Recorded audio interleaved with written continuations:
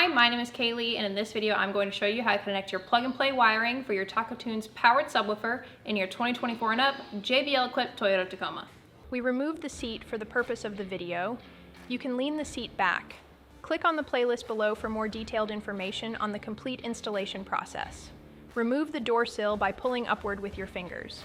Remove the thumb screw holding the kick panel, then pull the panel towards the rear of the Taco. Release the carpet locks by pulling upwards. Tuck the front of the carpet under the brake pedal. Remove the two 10mm bolts holding the JBL amp in position. Remove the 30-pin harness from the JBL amplifier. Here's a close-up of the harness to assist in removal. Insert the stock 30-pin harness into the Add a Subwoofer harness. Insert the 30-pin harness from the Add a Subwoofer harness into the JBL amp. Reinstall the JBL amp. Run the Add a Subwoofer harness towards the rear of the Taco.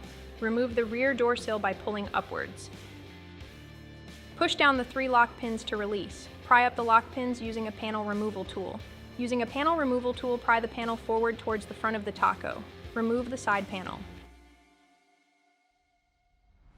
Route the harness through the door sill and tuck the wire under the B pillar as shown.